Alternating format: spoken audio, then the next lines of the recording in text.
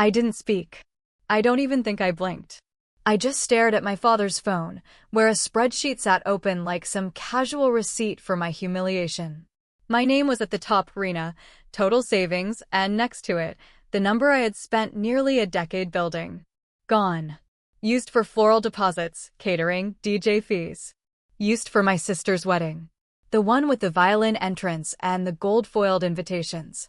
It was the right thing to do, my mother said, her voice soft but satisfied. You should be proud. Families make sacrifices for each other.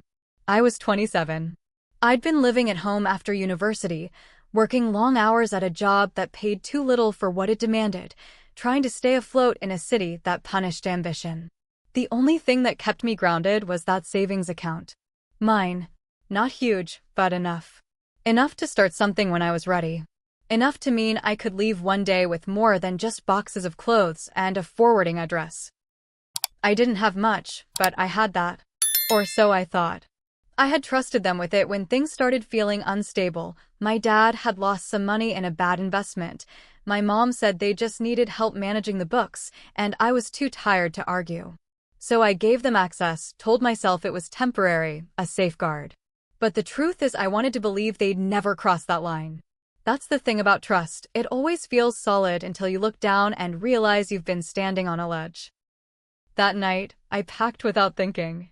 A pair of black jeans, my laptop, the charger, a folder of old ideas I'd been too afraid to show anyone. I didn't leave a note. I didn't cry.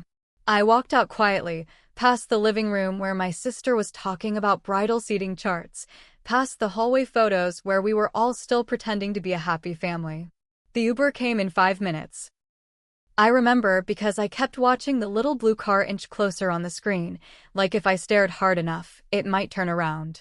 For a while I crashed with a friend who owed me a favor. Then another. Then I found a room above a closed-down law office that still smelled like printer ink and dust. I lived on granola bars and ambition. I told people I'd just needed a change. Nobody asked too many questions. I started freelancing full-time, pitching things I used to talk myself out of, saying yes to gigs I didn't feel ready for. I was always behind, always scared, but I was also moving. That mattered more than anything. My parents kept texting, asking when I'd come to my senses. They wanted to talk, not to apologize, just to reset things. I ignored them. My sister didn't call, not once. I wasn't angry at her, she didn't know, probably. But she didn't ask either. And that silence, in its own way, said everything. When someone benefits from your erasure and doesn't look back, they're telling you who you are to them. I didn't try to get the money back. I didn't threaten, didn't demand. The truth is, I knew even then I was never getting it back. Not the money, not the version of me that trusted blindly. All I could do was build forward. So I did. One pitch at a time, 1 month at a time. Slowly, quietly. The kind of building no one claps for. The kind you do with your head down. And when the breakthrough came, it didn't feel like victory. It felt like confirmation. Like I hadn't been wrong to bet on myself, even if no one else did. But that part comes later. They didn't tell people what happened. They just said I moved out because I needed space, which I guess wasn't entirely untrue, except they left out the part where they emptied my account and called it love. The wedding came fast, expensive, showy. A castle-style venue on the edge of the city, champagne towers, imported flowers. I saw it all online, filtered through professional edits and hashtags, my sister's smile wide as if the world had never been cruel to anyone. My name wasn't mentioned. My seat wasn't reserved. Still, I scrolled through every post like I owed it pain. I stayed quiet through it all. Tasha offered to let me crash their reception, said we could go just to watch, but I shook my head. Watching her walk down that aisle with my investment stitched into every petal, every light fixture, every glint of silverware, that wasn't curiosity, it was a slow kind of heartbreak, the kind that doesn't bleed, but doesn't stop. I knew I wasn't welcome there.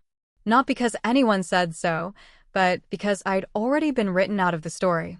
And once people learn they can erase you, they'll keep doing it until you disappear completely.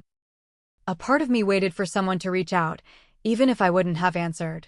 I thought maybe my dad would call late at night, like he used to when I was younger, when I'd get sick or anxious and he'd sit on the edge of my bed, rubbing my back, saying it was okay to rest.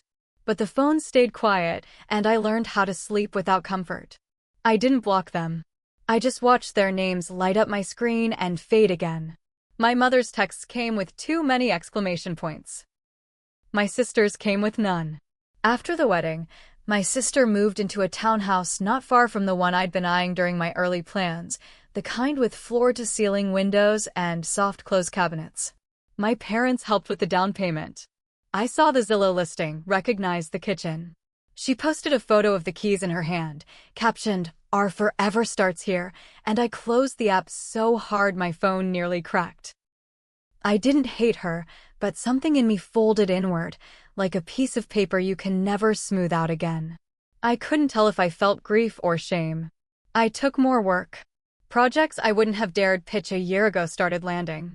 My days were long, my meals erratic, my sleep shallow, but I kept going. I met clients in borrowed blazers and talked like someone who had nothing to lose, because I didn't. I stopped mentioning my family in conversations, started editing them out of stories, the way they'd done to me. I wasn't trying to build a brand, I was trying to stay afloat.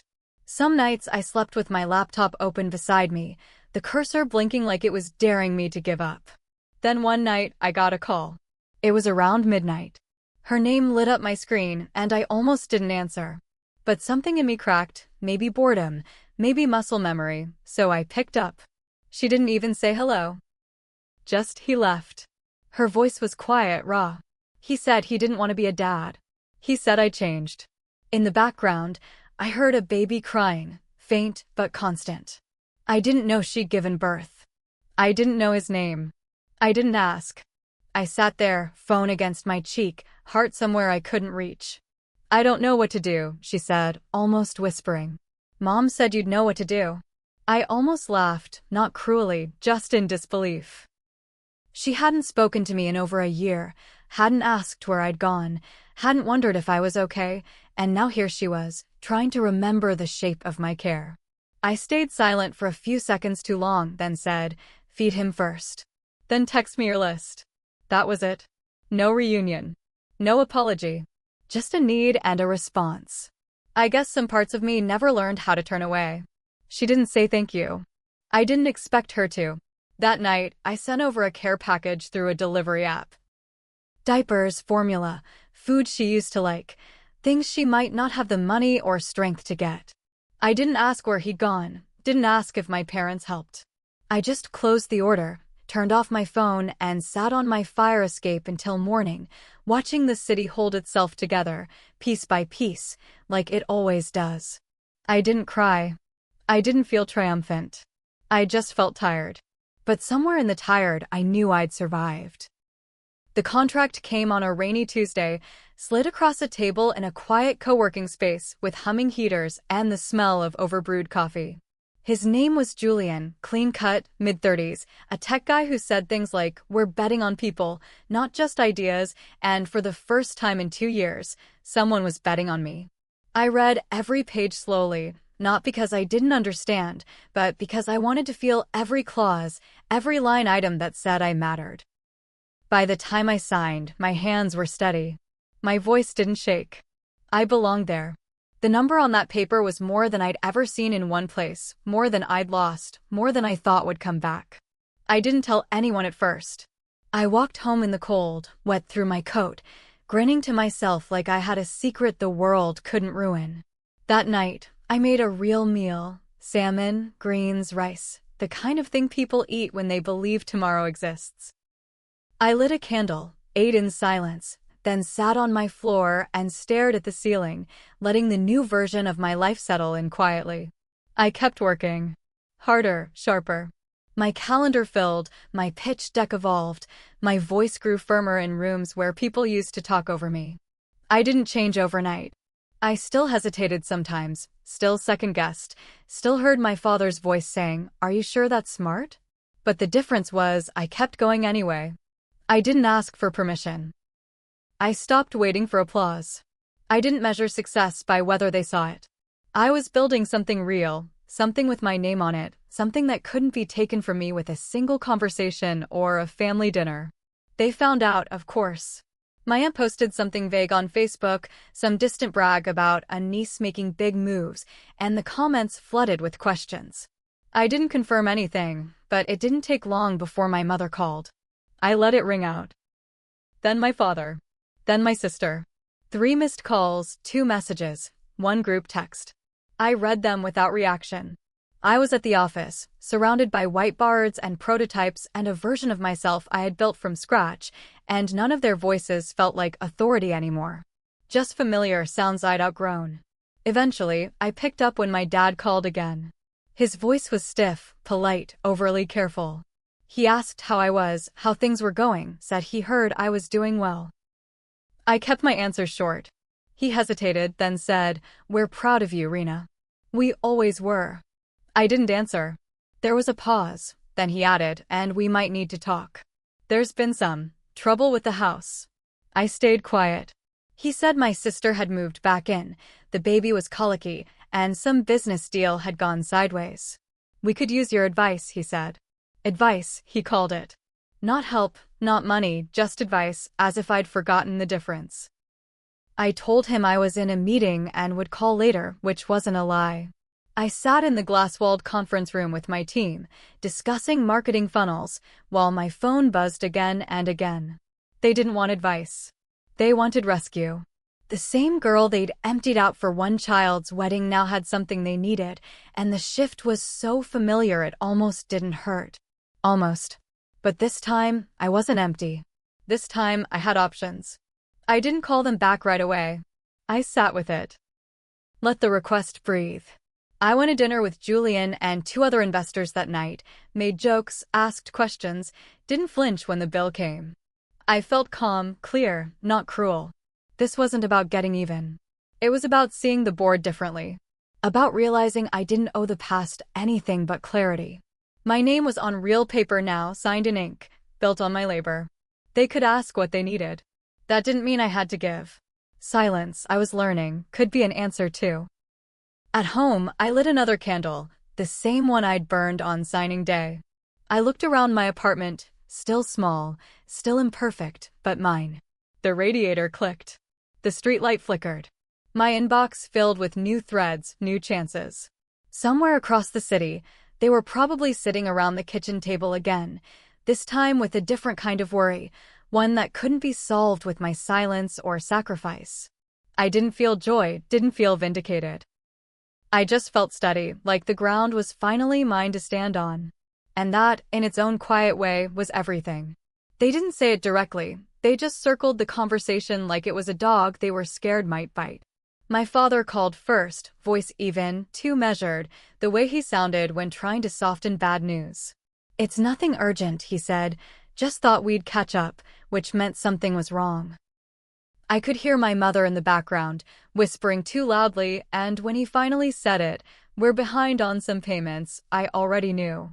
The house, the one they remortgaged for my sister's new life, was drowning in interest, and the water was rising fast.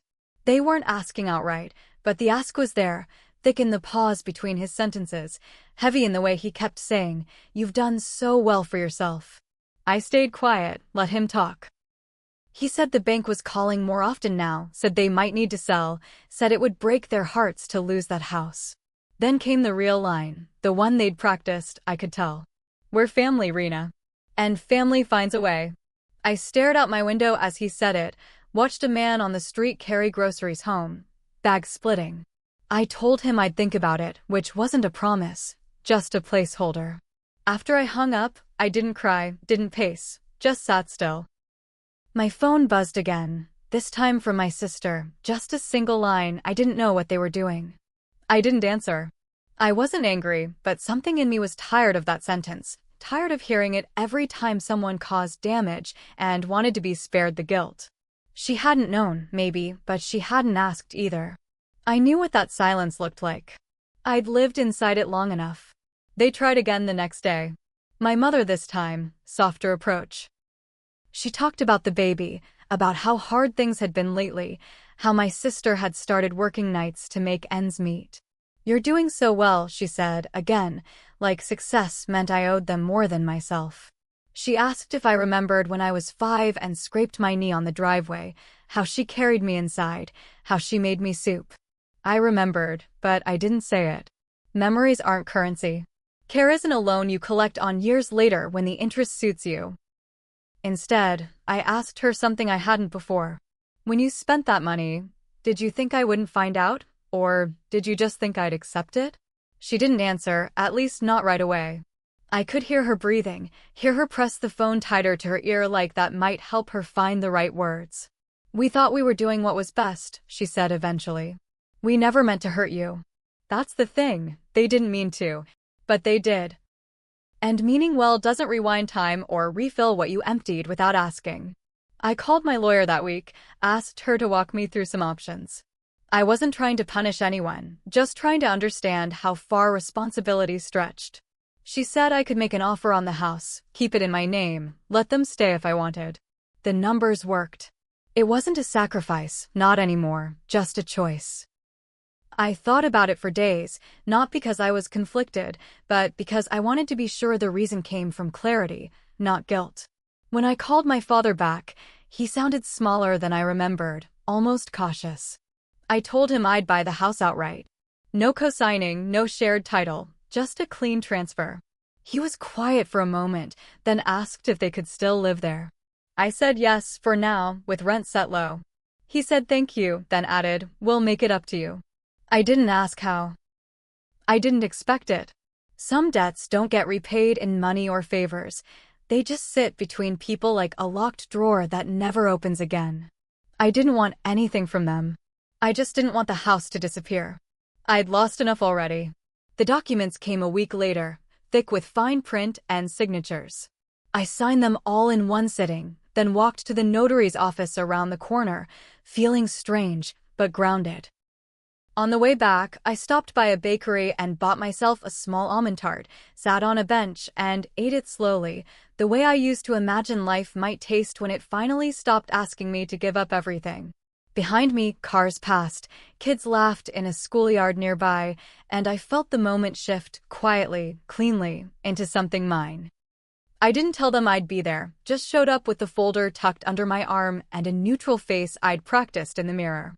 My sister opened the door, hair messy, baby on her hip, surprise flickering across her face like a light she forgot to turn off. You look different, she said, like I'd walked in wearing someone else's skin. I stepped inside without answering, nodded at my mother in the kitchen, and waited for my father to join us. The air in the room felt paused, like even the house knew something had shifted for good.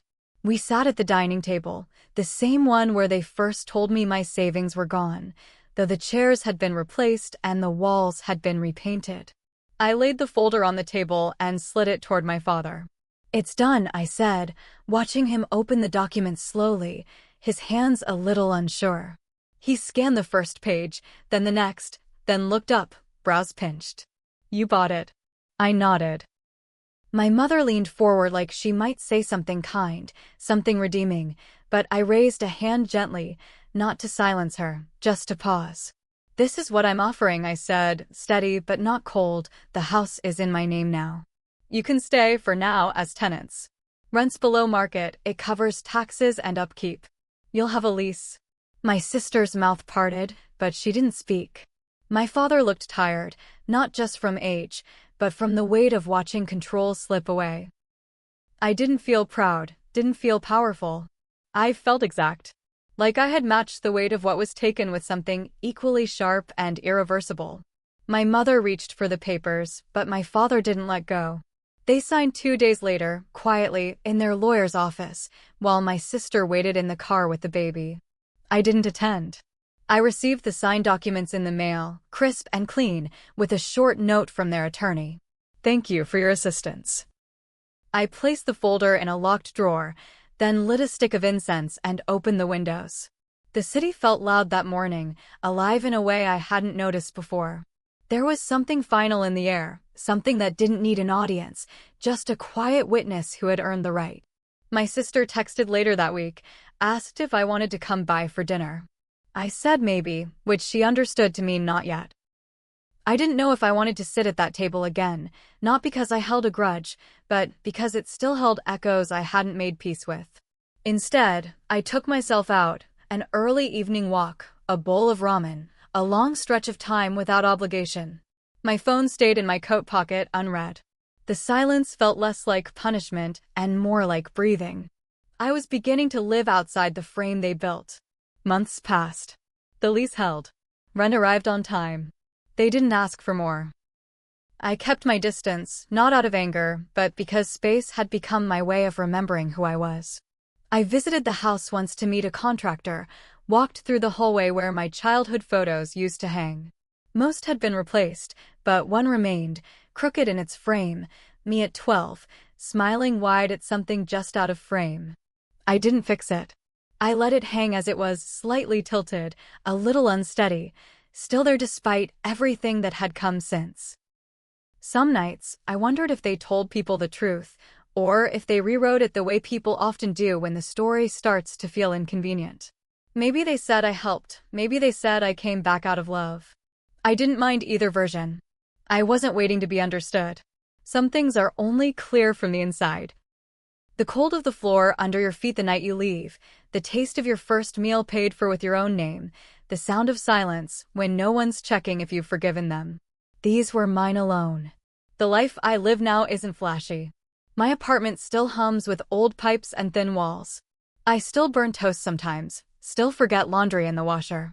But the door locks from the inside, the name on the lease is mine, and when I wake up, I don't wonder what I owe to stay here.